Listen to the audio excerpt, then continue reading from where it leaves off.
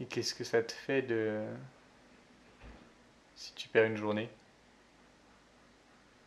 Ouais, c'est ce sentiment vraiment de perdre une journée et de me dire je peux pas la récupérer, quoi. Et qu'est-ce que ça te fait ça? Là, quand tu me poses la question, je sens mon cerveau qui. Comme s'il y avait un. Je recevais des coups de marteau à l'intérieur. Parce que. euh, Qu'est-ce que ça me fait de me dire ça? Je ressens de la culpabilité. Parce qu'avec le temps, je réalise que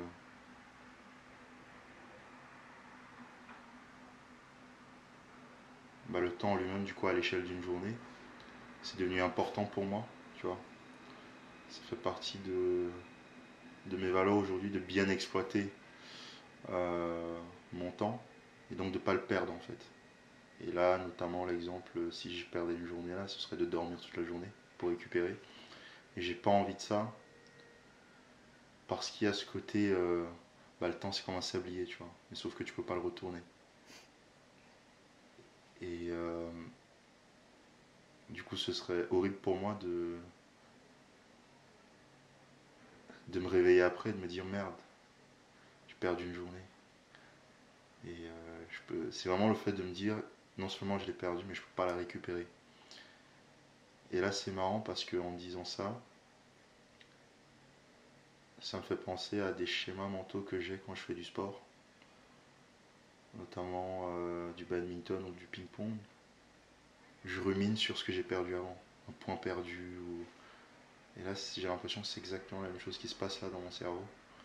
Au lieu de me dire oui, c'est pas grave, j'ai perdu celle-là, mais j'ai d'autres journées que je peux exploiter, tu vois. C'est comme si je suis dans une spirale négative comme ça, à me dire ah merde, j'ai perdu la journée d'avant, je peux pas la récupérer. Mais en me disant ça,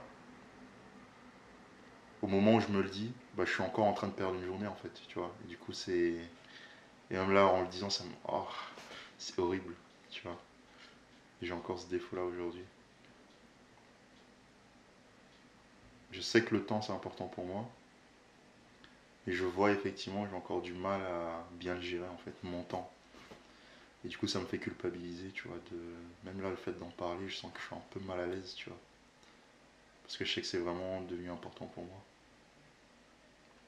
Ouais, ça fait vachement écho en moi parce que c'est un peu un de mes trucs, un de mes, ouais, il y a une de mes blessures phares, on va dire. Je sais pas si c'est une blessure, mais une de mes inquiétudes phares, l'histoire j'ai pas assez de temps, il me reste plus que 60 ans à vivre environ.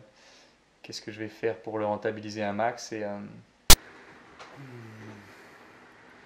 voilà, ce qui me marque, c'est une manière de créer encore plus d'intimité, c'est de partager ses vulnérabilités et encore plus quand les deux vulnérabilités matchent, Ouais, qui sont au final très similaires, de dire ah, le fameux moi aussi, on l'a vu pour d'autres raisons, mais le fameux moi aussi, d'un coup ça crée une, euh, une proximité. Là, rien qu'en écoutant le truc, j'étais de nouveau Adam, ah, c'est trop cool ce qu'il dit, et ça me rappelle mes trucs, et du coup, ah oui, on est dans le même bateau un peu. Et du coup, on est dans le même bateau, on est une équipe. Ça, c'est un truc qui est hyper fort pour la ouais. séduction, mais pour l'amitié, pour tout. Se dire, on est dans le même bateau, du coup, on est proche, on est de la même équipe, et du coup, bah, forcément, tout ce qui. Il y a ce niveau de confort en plus qui rendra tout plus simple. Là où je pense qu'il faudrait faire quand même attention à ce moi aussi, c'est un peu enfin, c'est pas un moi aussi, mais c'est quand la personne elle va ramener les choses à soi, mais de façon un peu malsaine. Parce que là, quand tu me dis moi aussi, quand tu me partages ton expérience de toi, ton rapport, du rapport que toi tu as avec ton temps, c'est comme tu dis, ça match, tu vois, parce que c'est un peu, peut-être que tu t'identifies à ce que je dis, enfin, je sais pas comment toi tu l'as vécu, mais là où je me méfie de la personne qui va ramener les choses à elle, c'est quand elle va essayer de le faire en mode comparaison. Genre, moi c'est pire que toi, ou Ah ouais, tu vois, ça c'est oh hyper malsain god, par contre.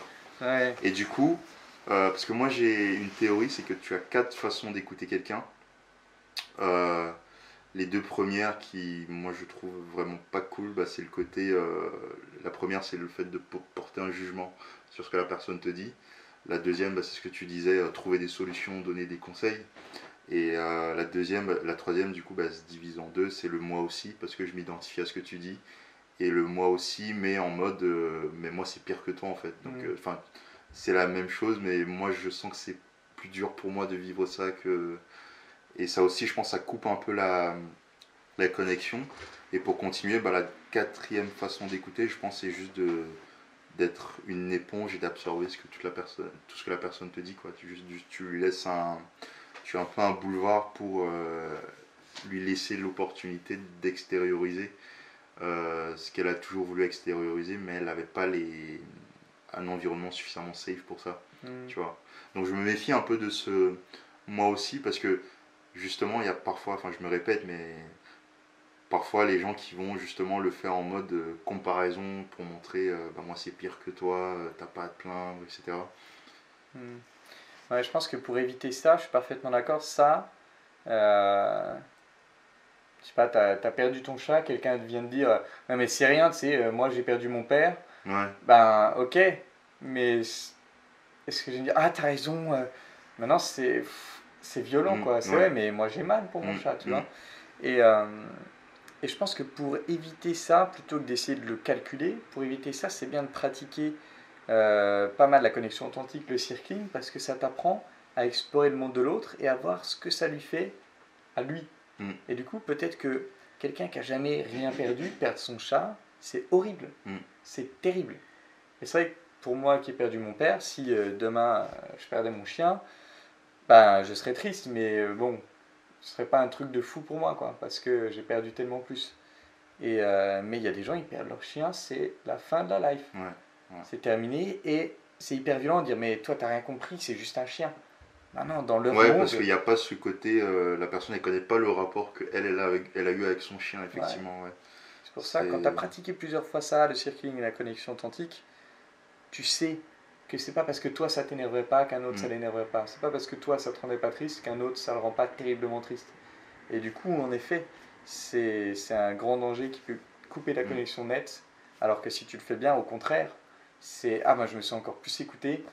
Et du coup, on glisse sur la quatrième manière d'écouter que tu as mentionné où ah, c'est cool, j'ai un boulevard, Ouais. je peux m'exprimer, c'est ok quoi. Je remarque que souvent quand je finis ma phrase, c'est I don't like that.